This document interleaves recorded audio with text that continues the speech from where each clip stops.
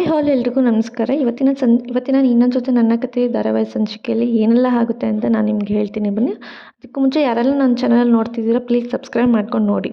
ಸಂಚಿಕೆ ಶುರುವಿನಲ್ಲಿ ಈ ಕಡೆ ಅಜಿತ್ಗೆ ಹೇಳ್ತಾ ಇರ್ತಾರೆ, ಗಂಡ ಅದನ್ನು ಹೆಂಡತಿ ಮೇಲೆ ಇಷ್ಟೊಂದು ಒಳ್ಳೆ ಅಭಿಪ್ರಾಯ ಇದೆ, ಯಾಕೆ ಗಂಡ ಹೆಂಡತಿ ಮಧ್ಯದಲ್ಲೂ ಜಗಳ ಆಗಲ್ಲ, ನೀನು ಈ ಟೈಮಲ್ಲೇ ಭೂಮಿಗೆ ಹತ್ರ ಆಗಬೇಕು ಅಂತ ಹೇಳ್ತಾ ಇರ್ತಾಳೆ. ಅಂಜು ತುಂಬ ಕಾನ್ಫಿಡೆಂಟಾಗಿ ಮಾತಾಡ್ತಾಳೆ.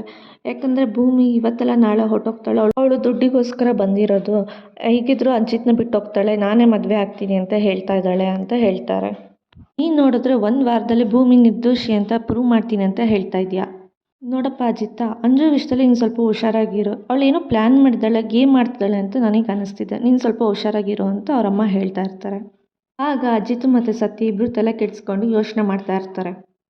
ಈ ಕಡೆ ಭೂಮಿ ರೂಮಲ್ಲಿ ಮಲಗಿರ್ತಾಳೆ. ಅಜಿತ್ ಬಂದ್ಬಿಟ್ಟು ಭೂಮಿನ ಹೆಬ್ರಿಸ್ಬಿಟ್ಟು ಟ್ಯಾಬ್ಲೆಟ್ ಕೊಡೋಕ್ಕೆ ಅಂತ ಹೇಳಿ ಬಂದಿರ್ತಾನೆ. ಅದಕ್ಕೆ ಅಜಿತ್ ಹೇಳ್ತಾನೆ, ಮಲ್ಕೋ, ಟ್ಯಾಬ್ಲೆಟ್ ತೊಗೊಂಡಾಯ್ತಲ್ಲ ಮಲ್ಕೋ, ರೆಸ್ಟ್ ಮಾಡು ಅಂತ ಹೇಳ್ತಿರ್ತಾನೆ. ಅದಕ್ಕೆ ಭೂಮಿಂದಳು, ಸಾಹೇಬ್ರೆ ನೀವು ನನಗೇನಾಗಬೇಕು, ಅಣ್ಣ ತಮ್ಮನ, ಬಂಧು ಬಳಗನ, ಏನಾಗಬೇಕು ನೀವು, ಲೈಫ್ ಲಾಂಗ್ ಕೊನೆ ತನಕ ಇರೋದಕ್ಕೆ ನೀವೇ ನನ್ನ ಲೈಫ್ ಪಾರ್ಟ್ನರ್ ಅಥವಾ ಏನಾಗಬೇಕು ನೀವು ಅಂತ ಹೇಳ್ತಾ ಇರ್ತಾಳೆ. ಹಾಗೆ ನೋಡಿದ್ರೆ ನಿಮ್ಮ ಮುಂದೆ ನಿಲ್ಲೋ ಯೋಗ್ಯತೆಯೂ ಕೂಡ ನನಗಿಲ್ಲ, ನಿಮ್ಮ ಬೂಟ್ ಶಬ್ದ ಕೇಳಿದ ತಕ್ಷಣ ಎದ್ದು ನಿಂತ್ಕೊಂಡು ಸಲ್ಯೂಟ್ ಹೊಡೆಯೋ ಕನಸು ಕಾಣ್ತಿರೋಳು ನಾನು, ಅದರಲ್ಲಿ ಏನು ಸಂಬಂಧ ಇದೆ ಅಂತ ನನಗೆ ಇಷ್ಟೊಂದೆಲ್ಲ ಸೇವೆ ಮಾಡ್ತಾಯಿದ್ದೀರಾ ಸಾಹೇಬ್ರೆ ನೀವು ಅಂತ ಕೇಳ್ತಿರ್ತಾಳೆ. ಅದಕ್ಕೆ ಅಜಿತ್ ಹೇಳ್ತಾನೆ, ನಮ್ಮಿಬ್ರಿಗಿರೋ ಸಂಬಂಧದಲ್ಲಿ ಅರ್ಥನೂ ಇಲ್ಲ, ನಾನೊಬ್ಬ ಮನುಷ್ಯತ್ವ ಆಗಿ ನಾನು ನಿನಗೆ ಹೆಲ್ಪ್ ಮಾಡ್ತಾಯಿದ್ದೀನಿ ಅಷ್ಟೇ, ಈ ಸಹಾಯನೇ ನಿನ್ನ ಸೇವೆ ಅಂತ ಅಂದ್ಕೊಂಡ್ರೆ ಅದು ನಿನ್ನ ದೊಡ್ಡತನ. ಅದಕ್ಕೆ ಭೂಮಿ ಹೇಳ್ತಾಳೆ, ನಾನು ಕೇಳಿದೆ ನೀವು ಇಷ್ಟೊಂದು ಸೇವೆ ಮಾಡ್ತಿದ್ದೀರಾ, ನಾನು ಬಾಯ್ಬಿಟ್ಟು ನಿಮಗೊಂದು ಹೆಲ್ಪ್ ಕೇಳ್ತಿದ್ದೀನಿ, ಮಾಡ್ತೀರಾ ನೀವು ಅಂತ ಕೇಳ್ತಾಳೆ. ಅದಕ್ಕೆ ಅಜಿತ್ ಇದನ್ನು ಏನು ಕೇಳು, ನಾನು ಮಾಡ್ತೀನಿ ಅಂತ ಹೇಳ್ತಾನೆ. ಪಾದಕ್ಕೆ ಕಪ್ಚುಕ್ಕೆ ಇಟ್ಟರೆ ದೃಷ್ಟಿಪಟ್ಟು ಅಂತಾರೆ, ತುಟಿ ಪಕ್ಕ ಕಪ್ಚುಕ್ಕೆ ಇಟ್ಟರೆ ಅದೃಷ್ಟ ಅಂತಾರೆ, ಆದರೆ ಹೆಸ್ರಿಗಿರೋ ಕಪ್ಚುಕ್ಕೆ ಇಟ್ಟರೆ ಕಳಂಕ ಅಂತಾರೆ ಅಲ್ಲ ಸಾಹೇಬ್ರೆ ಅಂತ ಹೇಳ್ತಿರ್ತಾಳೆ. ಅದನ್ನ ಅಳಿಸೋ ರಬ್ಬರ್ ಆಗಲಿ ತಿದ್ದೋ ಪೆನ್ನಾಗಲಿ ಎಲ್ಲೂ ಸಿಗಲ್ಲ, ಅಂಥ ಕಳಕ ನನಗೆ ಬಂದಿರೋದು, ಹೇಗಾದರೂ ಮಾಡಿ ನೀವು ಅಳಿಸಾಕ್ತೀರಾ, ಪ್ಲೀಸ್ ಸಾಹೇಬ್ರೆ ನನಗೆ ಈ ವಿಷಯದಲ್ಲಿ ಒಂದು ಹೆಲ್ಪ್ ಮಾಡಿ, ನಿಮ್ಗೆ ಲೈಫ್ ಲಾಂಗ್ ನಾನು ನಿಮ್ಮ ಸೇವೆ ಮಾಡ್ಕೊಂಡು ಸಾಯೋ ತನಕ ನಿಮ್ಮ ಸೇವೆ ಮಾಡ್ಕೊಂಡಿರ್ತೀನಿ ಪ್ಲೀಸ್ ಸಾಹೇಬ್ರೆ ಅಂತ ಕೈ ಮುಗ್ಕೊಂಡು ಅಜಿತ್ಗೆ ಕೇಳ್ತಾ ಇರ್ತಾಳೆ. ಅದಕ್ಕೆ ಅಜಿತ್ ಹೇಳ್ತಿರ್ತಾನೆ, ಏನು ಭೂಮಿ ನೀನು ಹಿಂಗೆ ಕೇಳ್ತಿದ್ದೆ, ನಾನು ಯಾರ್ಯಾರಿಗೂ ಏನೇನೋ ಹೆಲ್ಪ್ ಮಾಡಿದ್ದೀನಿ, ನಮಗೆ ಗೊತ್ತಿಲ್ದಿರೋ ನಮಗೆ ಏನೇನೋ ಮಾಡಿರೋರಿಗೆ ಅವರಿಗೆಲ್ಲ ಏನೇನೋ ಹೆಲ್ಪ್ ಮಾಡಿದ್ದೀನಿ, ಅಂಥದ್ರಲ್ಲಿ ನಿನಗೆ ನಾನು ಹೆಲ್ಪ್ ಮಾಡಲ್ವಾ, ನೀನು ನನಗಿದೆಲ್ಲ ಕೇಳ್ಕೊಬೇಕಾಗಿಲ್ಲ, ನಿನಗೆ ಅಂಥದ್ರಲ್ಲೂ ಮಾತು ಕೊಡ್ತೀನಿ, ನಿನಗಂಟಿರೋ ಈ ಕಳಂಕನ ನಾನು ಹೇಗಾದರೂ ಮಾಡಿ ದೂರ ಮಾಡ್ತೀನಿ, ಇಂಥ ಯಮ ಬಂದ್ರೂ ಈ ವಿಷಯದಲ್ಲಿ ತಡೆದ್ರೂ ನಾನು ನಿನ್ನ ಮಾತ್ರ ಬಿಟ್ಕೊಡಲ್ಲ ಭೂಮಿ ಅಂತ ಅಜಿತ್ ಹೇಳ್ತಾ ಇರ್ತಾನೆ. ಪ್ಲೀಸ್ ಸಾಹೇಬ್ರೆ ಇದೊಂದು ವಿಷಯದಲ್ಲಿ ಹೆಲ್ಪ್ ಮಾಡಿಬಿಡಿ ಸಾಕು ಅಂತ ಕೇಳ್ತಿರ್ತಾಳೆ. ಅದಕ್ಕೇ ಸರಿ ಆಯಿತು ಹೆಲ್ಪ್ ಮಾಡ್ತೀನಿ ಅಂತ ಹೇಳಿ ಸಮಾಧಾನ ಮಾಡಿ ಭೂಮಿನ ಸರಿ ನೀನು ರೆಸ್ಟ್ ಮಾಡು ಅಂತ ಹೇಳಿ ಮಲಗಿಸ್ತಾ ಇರ್ತಾನೆ. ಅದಕ್ಕೇ ಅವಳು ರೆಸ್ಟ್ ಮಾಡೋಕ್ಕೆ ಅಂತ ಮಲ್ಕೊತಾ ಇರಬೇಕಾದ್ರೆ ಅವ್ನ ಕೈ ಹಿಡ್ಕೊಂಡು ಮಲಗಿರ್ತಾಳೆ. ಇವನು ಏನು ಮಾಡಬೇಕಂತ ಯೋಚನೆ ಮಾಡಿದ ಪಕ್ಕದಲ್ಲಿ ಕೂತ್ಕೊಂಡು ಸಮಾಧಾನ ಮಾಡಿ ಅವಳಿಗೆ ಕೈ ಇಟ್ಕೊಂಡು ಸಮಾಧಾನ ಮಾಡಿ ಹೆಲ್ಪ್ ಮಾಡಿ ಮಲಗಿಸ್ತಾ ಇರ್ತಾನೆ. ಈ ಕಡೆ ಅಜಿತ್ ಅಮ್ಮ ಎಲ್ಲರನ್ನೂ ಕೂತ್ಕೊಂಡು ಕಾಫಿ ಕುಡಿಯೋಕ್ಕೆ ಅಂತೇಳಿ ಅಜಿತ್ ಅಮ್ಮ ಎಲ್ರಿಗೂ ಕಾಫಿ ಕೊಡ್ತಾ ಇರ್ತಾರೆ. ಅದೇ ಟೈಮ್ಗೆ ಅವ್ರ ಮಾವ ಶ್ರವಣ್ ಕಾಲ್ ಮಾಡ್ತಾರೆ. ಅದಕ್ಕೇ ಅಜಿತ್ ಅಮ್ಮ ಕಾಲ್ ರಿಸೀವ್ ಮಾಡ್ತಾರೆ. ಶ್ರವಣ್ ಕೇಳ್ತಾನೆ, ಅಮ್ಮ ಹೇಗಿದ್ದಾರೆ ಅಕ್ಕ ಅಂತ. ಅದಕ್ಕೆ ಅವಳು ಹೇಳ್ತಾಳೆ, ಅಮ್ಮ ತುಂಬ ಚೆನ್ನಾಗಿದ್ದಾರೆ, ನೀನು ಎಲ್ಲಿದ್ದೆ, ನೀನು ಏಕೆ ಬಂದಿಲ್ಲ ಮನೆಗೆ ಅಂತ ಕೇಳ್ತಿರ್ತಾಳೆ. ಏನಿಲ್ಲ, ನಾನು ಮನಸ್ವಿ ಹುಡ್ಕೊಂಡು ನಾನು ಶೃಂಗೇರಿ ಕಡೆ ಹೊರಟಿದ್ದೆ ಅಂತ ಹೇಳ್ತಾರೆ. ಶೃಂಗೇರಿಲಿ ನಮ್ಮ ಗುರುಗಳು ಸಿಕ್ಕಿದ್ರು ಅಕ್ಕ ಅಂತ ಹೇಳ್ತಾನೆ. ಹೌದಾ, ಅವ್ರೇನು ಹೇಳಿದ್ರು ಅಂತ ಕೇಳ್ತಾಳೆ. ಅದಕ್ಕೆ ಏನಿಲ್ಲ, ಮನಸ್ವಿನ ಹುಡ್ಕೊಂಡು ನೀನು ಹೋಗಿದ್ದೆ, ನಿನ್ನ ಜಾಗದಲ್ಲಿ ನೀನು ನೆಂಟಿದ್ರೆ ಇಷ್ಟೊತ್ತಿಗೆ ನಿನ್ನ ಮಗಳು ಸಿಗೋಳು, ನಿನ್ನ ಕಣ್ಮುಂದನೇ ನಿನ್ನ ಮಗಳಿದ್ದಾಳೆ, ಆದರೂ ನಿನಗೆ ಗೊತ್ತಾಗ್ತಾ ಇಲ್ಲ ಅಂತ ಗುರುಗಳು ಹೇಳ್ತಿದ್ರು ಅಕ್ಕ ಅಂತ ಹೇಳ್ತಾನೆ. ಅದೇನೋ ಗಂಡ ಹತ್ರ ಇದೆಯಂತೆ, ಅವಳು ನನ್ನ ಮಗಳಾಗಿ ಈ ಮನೆ ಮೊಮ್ಮಗಳಾಗಿ ಬರೋದಕ್ಕೆ ತುಂಬ ಕಾಟ ಇದೆಯಂತೆ, ಇತರ ಶತ್ರುಗಳಿಗೆಲ್ಲದನ್ನು ಕಾಟ ಇದೆಯಂತೆ ಅಂತ ಗುರುಗಳು ಹೇಳಿದ್ರು ಅಕ್ಕ ಅಂತ ಹೇಳ್ತಿರ್ತಾನೆ. ಹೀಗೆ ಏನೇನೋ ಹೇಳಿದ್ರು ಅಕ್ಕ ಅಂತ ಹೇಳ್ತಾ ಇರ್ತಾನೆ. ಅದಕ್ಕೇ ಅವಳಿದ್ದಳು, ಅಲ್ಲ ಶ್ರವಣ್ ಇಷ್ಟೆಲ್ಲ ಹೇಳಿದ್ರು ಅಂದಮೇಲಿಂದ ಅದಕ್ಕೊಂದು ಪರಿಹಾರ ಇರುತ್ತಲ್ವ, ಅದನ್ನು ಹೇಳಿರಲ್ವಾ ಅಂತ ಕೇಳ್ತಾಳೆ. ಹೌದು ಅಕ್ಕ ಹೇಳಿದ್ರು, ಅದಕ್ಕೊಂದು ಪರಿಹಾರ ಹೇಳಿದ್ರು, ನಾಳೆ ಯುಗಾದಿ ಹಬ್ಬ ಅಲ್ವಾ, ನಾಳೆ ಒಂದು ಹೋಮ ಮಾಡಿಸಿ ಅದರಿಂದ ಅವಳಿಗೆ ಪಾರಾಗ್ತಾಳೆ, ಅದರಿಂದ ಅವಳು ದೂರ ಆಗ್ತಾಳೆ ಈ ಕಷ್ಟದಿಂದ ಅಂತ ಹೇಳಿದ್ರು ಅಂತ ಹೇಳ್ತಾನೆ. ಅದಕ್ಕೆ ಅವಳಿದ್ದಾಳೆ, ಹೌದೇನೋ ಒಳ್ಳೇದಾಯಿತು ಬಿಡು, ನಾನು ಅಲ್ಲಿರೋ ಗುರುಗಳಿಗೆ ಕಾಂಟ್ಯಾಕ್ಟ್ ಮಾಡಿ ಹೋಮಾಗೆ ಏನೇನೆಲ್ಲ ಬೇಕು ಅನ್ನೋದನ್ನೆಲ್ಲ ನಾನು ತಯಾರಿ ಮಾಡ್ತೀನಿ, ನೀನು ಆದಷ್ಟು ಬೇಗ ಮನೆಗೆ ಬಾ ಅಂತ ಹೇಳ್ತಿರ್ತಾಳೆ. ಅದಕ್ಕೇ ಅವಳಿದ್ದಾಳು ಅವ್ರ ಗಂಡಂಗೆ ಹೇಳ್ತಿರ್ತಾಳೆ, ನಾಳೆ ಯಾಕೆ ಕೆಲಸನೂ ಇಟ್ಕೊಬಿಡಿ, ನಾಳೆ ಎಲ್ಲರೂ ದೇವಸ್ಥಾನಕ್ಕೆ ಹೋಗೋಣ ಅಂತ ಹೇಳ್ತಾ ಇರ್ತಾಳೆ. ಅದಕ್ಕೇ ಅವ್ರ ಅಮ್ಮ ಇದ್ದರು, ಪಾಪ ಮನಸ್ವಿ ಎಲ್ಲಿದ್ದಾಳು, ಅಪ್ಪ ಅಮ್ಮನ ಬಿಟ್ಟು ಅನಾಥೆ ಥರ ಎಲ್ಲಿ ಬದುಕ್ತಿದ್ದಾಳೋ, ಎಷ್ಟು ಕಷ್ಟ ಅಲ್ವಾ ಅವಳಿಗೆ ಅಂತ ಹೇಳ್ತಾ ಇರ್ತಾರೆ. ಅದಕ್ಕೇ ಅವ್ರ ಅಮ್ಮ ಅವಳಿದ್ದವಳು, ಅಲ್ಲ ಅಮ್ಮ ಎಲ್ಲೋ ಬದುಕ್ತಿರೋದು ಅವಳಿಗೆ ಅಷ್ಟೊಂದು ನೀನು ಅಯ್ಯೋ ಅನಿಸ್ತಿದ್ಯಾ, ಇಲ್ಲೇ ನಮ್ಮನ್ನೇ ನಂಬ್ಕೊಂಡು ನಮ್ಮ ಮನೇಲೇ ಇದ್ಕೊಂಡು ಭೂಮಿಗೆ ಅಷ್ಟೊಂದೆಲ್ಲ ಕಾಟ ಕೊಡ್ತಿದ್ಯಲ್ಲ, ಪಾಪ ಅವಳಿಗೆ ಇನ್ನೆಷ್ಟು ಕಷ್ಟ ಆಗಿರ್ಬೋದು ಹೇಳು ಅಂತ ಹೇಳ್ತಾ ಇರ್ತಾಳೆ. ಅದಕ್ಕೆ ಅವ್ರ ಅಮ್ಮ ಅವಳಿಗೆ ಸಂಗೀತ ಅಂತ ಹೇಳಿ ಗದ್ರು ಬಿಟ್ಟು ಸುಮ್ಮನೆ ಮಾಡಿಬಿಡ್ತಾರೆ. ಈ ಕಡೆ ಅಜಿತು ಮತ್ತು ಭೂಮಿನ ಮಲಗಿಸಿರ್ತಾನೆ. ಅದೇ ಟೈಮ್ಗೆ ಭೂಮಿಗೆ ಎಚ್ಚರ ಆಗುತ್ತೆ. ಎಚ್ಚರ ಆಯಿತಾ, ಹೇಗಿದೆಯಾ ಭೂಮಿ ಅಂತ ಕೇಳ್ತಿರ್ತಾರೆ. ಅದಕ್ಕೇ ಭೂಮಿದವಳು ಪರವಾಗಿಲ್ಲ ಅಂತ ಹೇಳ್ತಿರ್ತಾಳೆ. ಆವಾಗ ಅವನು ಮುಟ್ಟು ನೋಡ್ತಾನೆ. ಆವಾಗ ಫುಲ್ಲು ಎಲ್ಲ ಸುಡ್ತಾ ಇರುತ್ತೆ. ಜ್ವರ ಇನ್ನೂ ಕಮ್ಮಿ ಆಗಿಲ್ಲ ಅಂತ ಹೇಳ್ತಿರ್ತಾನೆ. ಏನಿಲ್ಲ. ಅದಕ್ಕೆ ಭೂಮಿ ಹೇಳ್ತಿರ್ತಾಳೆ, ಥ್ಯಾಂಕ್ಸ್ ಸಾಹೇಬ್ರೆ ಅಂತ. ಯಾಕೆ ಭೂಮಿ ಹೀಗೆ ಹೇಳ್ತಿದ್ಯಾ ಅಂತ. ಏನಿಲ್ಲ, ನಮ್ಮ ಅಪ್ಪನ ಥರ ನನ್ನ ನೋಡ್ಕೊಂಡ್ರಿ. ಅವರಾಗಿದ್ದರೆ ಕೈ ಹಿಡ್ದು ನಡೆಸಿ ನನ್ನ ಚೆನ್ನಾಗಿ ನೋಡ್ಕೊತಾ ಇದ್ದರು. ನೀವು ಹಾಗೆ ನೋಡ್ಕೊಂಡಿದ್ದೀರ ನನ್ನ ಅಂತ ಹೇಳ್ತಿರ್ತಾಳೆ. ನಿಮ್ಮ ಅಪ್ಪ ಆದರೆ ಕೈ ಹಿಡ್ದು ನಡೆಸ್ತಿದ್ರಾ? ಹಾಗಿದ್ರಪ್ಪ ನಾವು ಹೋಗಿ ವಾಕ್ ಮಾಡೋಣ ಅಂತ ಹೇಳ್ತಾನೆ.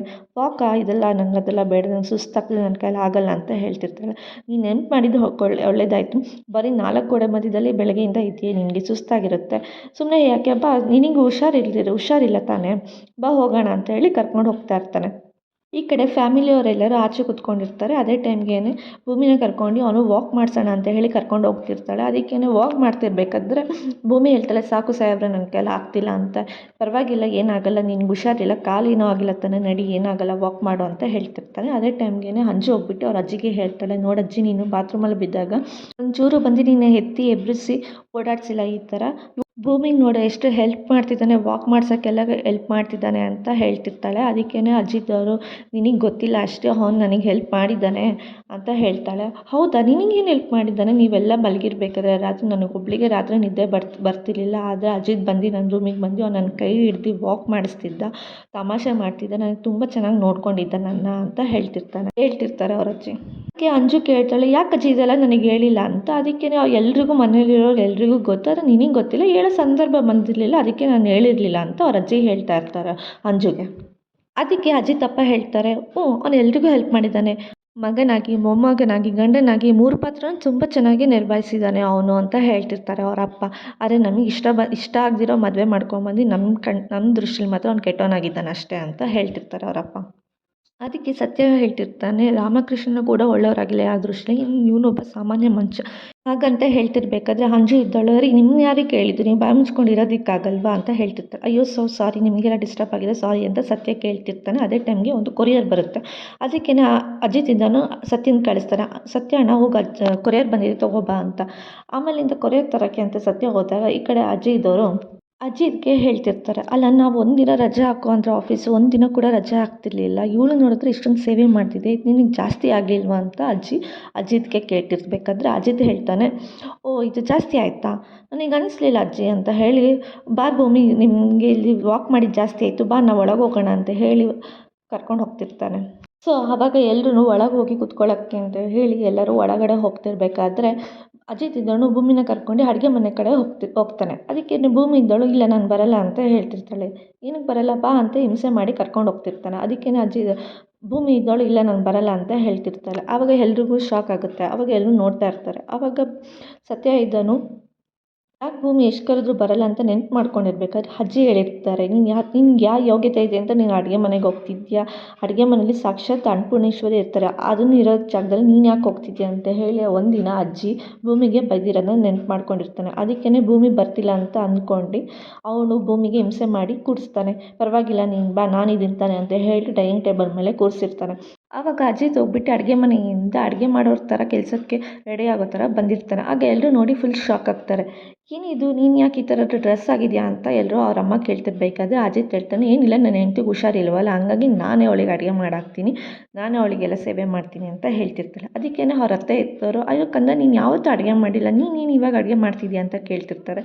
ಏನಿಲ್ಲ, ನನ್ನ ಹೆಂಡ್ತಿಗೆ ಹುಷಾರಿಲ್ವ, ಅವಳಿಗೆ ಏನು ಇಷ್ಟ ಬರುತ್ತೋ, ಅವಳಿಗೆ ಏನು ಇಷ್ಟನೋ ಅದು ನಾನು ಮಾಡಾಕ್ತೀನಿ, ಅವಳಿಗೆ ನಾನೇ ಬಡಿಸ್ತೀನಿ, ಅಲ್ಲಲ್ಲ ನಾನೇ ಅವಳಿಗೆ ತಿನ್ನಿಸ್ತೀನಿ, ನೀವೆಲ್ಲರೂ ನೋಡ್ತೀರಾ ಅಂತ ಅಜಿತ್ ಹೇಳ್ತಾನೆ. ಹೌದಾ, ಸರಿ ಒಳ್ಳೇದಾಯಿತು, ಮಾಡು ಅಂತ ಅವ್ರ ಅತ್ತೆ ಹೇಳ್ತಾ ಇರ್ತಾರೆ. ಸರಿ, ನೀನು ಅಡುಗೆ ಮಾಡೋಕ್ಕೆ ಅವಳು ರಾಜ್ಕುಮಾರಿ ಥರ ಆರಾಮಾಗಿ ಕುತ್ಕೊಂಡು ತಿಂತಾಳೆ ಅಂತ ಹೇಳ್ತಿರ್ತಾರೆ ಅವ್ರ ಅತ್ತೆ. ಅದಕ್ಕೇ ಅಜಿತ್ ಇದ್ದಾಳು, ಅವಳು ರಾಜ್ಕುಮಾರಿ ಥರ ಅಲ್ಲ, ಅವಳು ರಾಜ್ಕುಮಾರಿನೇ, ನನಗೆ ನಾನೇನು ಮಾಡ್ತೀನಿ ಅವಳು ತಿನ್ನಲ್ಲ, ಅವಳಿಗೆ ನಾನೇ ತಿನ್ನಿಸ್ತೀನಿ ಅಂತ ಹೇಳಿ ಅಜಿತ್ ಹೇಳ್ತಿರ್ಬೇಕಾದ್ರೆ ಎಲ್ಲರೂ ಖುಷಿಯಿಂದ ನೋಡ್ತಾ ಇರ್ತಾರೆ. ಅದಕ್ಕೆ ಅವ್ರ ಅಮ್ಮ ಹೇಳ್ತಾರೆ, ಬಿಡು, ಭೂಮಿನ ಅಡುಗೆ ಮಾಡ್ಕೊಂಡು ತಿಂತಾರೆ ಅಂತ. ಅದಕ್ಕೇ ಅಜಿತ್ ಹೇಳ್ತಾನೆ, ಅಯ್ಯೋ ಪೂಜೆ, ಅಜ್ಜಿಯವರೇ ಹೇಳಿಲ್ವಾ ಭೂಮಿ ಇನ್ಮೇಲೆ ಅಡುಗೆ ಮನೆಗೆ ಕಾಲಿಡಬಾರ್ದು ಅಂತ. ಹಾಗಾಗಿ ನನ್ನ ಹೆಂಡ್ತಿ ಅದನ್ನು ಮಾತು ತಪ್ಪಲ್ಲ, ಹಂಗಾಗಿ ಆ ಮಾತನ್ನ ಮೀರಲ್ಲ ಅವಳು, ಹಂಗಾಗಿ ನಾನೇ ಅಡುಗೆ ಮಾಡಾಕ್ತೀನಿ ಅಂತ ಹೇಳ್ತಾನೆ ಅಜಿತ್. ಅದಕ್ಕೆ ಅವ್ರ ಅಮ್ಮ ಇದ್ದಿದ್ದ, ಹೌದಾ, ಸರಿ ಬಿಡು, ನಾನೇ ನಿನಗೆ ಹೆಲ್ಪ್ ಮಾಡ್ತೀನಿ ಅಂತ ಹೇಳ್ತಾಳೆ. ಅದಕ್ಕೇ ಯಾಕೆ ನನ್ನ ಹೆಂಡ್ತಿಗೆ ಅಡುಗೆ ಮಾಡೋದು ನಿಮ್ಗೆ ಯಾರಿಗೂ ಇಷ್ಟ ಇಲ್ವಾ, ನಾನೇ ಮಾಡ್ಕೊಂಡು ನಾನೇ ಅವಳಿಗೆ ಎಲ್ಲನೂ ಸೇವೆ ಮಾಡ್ತೀನಿ ಅಂತ ಹೇಳ್ತಿರ್ತಾರೆ. ಏನಾಗಲ್ಲ ಬಾರೋ ನಾವೇ ಮಾಡ್ತೀವಿ ಅಂತ ಅವ್ರ ಅಮ್ಮ ಹೇಳ್ತಿರ್ಬೇಕಾದ್ರೆ ಸರಿ ಆಯಿತು ಬನ್ನಿ ಸ್ಟಫ್ ನಾನು ಇರ್ತೀನಿ ನೀವು ಬೇಕಾದ್ರೆ ಅಸಿಸ್ಟೆಂಟಾಗಿ ನನ್ನ ಜೊತೆ ಇರಿ ಅಂತ ಹೇಳಿ ಅವರಿಬ್ಬರನ್ನು ಕೂರಿಸ್ಕೊಂಡು ಹೆಲ್ಪ್ ಮಾಡ್ಕೊಂಡು ಕೆಲಸ ಮಾಡ್ತಿರ್ತಾರೆ. ಅವನು ಈರುಳ್ಳಿ ಹೆಚ್ಚುತ್ತಾ ಇರ್ಬೇಕಾದ್ರೆ ಅವ್ನಿಗೆ ಕಣ್ಣಲ್ಲಿ ನೀರು ಬರ್ತಿರ್ಬೇಕಾದ್ರೆ ಭೂಮಿಗೂ ಕೂಡ ಹೇಳ್ತಾನೆ, ಅಯ್ಯೋ ಕಣ್ಣಲ್ಲಿ ನೀರು ಬರುತ್ತೆ ಭೂಮಿ, ನೀನು ರೂಮಲ್ಲಿರು, ಅಡುಗೆ ಆದಮೇಲೆ ನಿನ್ನ ಕರಿತೀನಿ ಅಂತ ಹೇಳಿ ಎಬ್ಬಿಸ್ಬಿಟ್ಟು ಅವಳನ್ನ ಕಳಿಸ್ತಾನೆ. ಇವತ್ತಿನ ಸಂಚಿಕೆ ಇಲ್ಲಿಗೆ ಮುಕ್ತಾಯ ಆಯಿತು. ನಾಳಿನ ಸಂಚಿಕೆಯಲ್ಲಿ ಏನಾಯಿತು ಅಂತ ನಾನು ನಿಮ್ಗೆ ಹೇಳ್ತೀನಿ. ಅಲ್ಲಿವರೆಗೂ take care, bye bye, thanks for watching.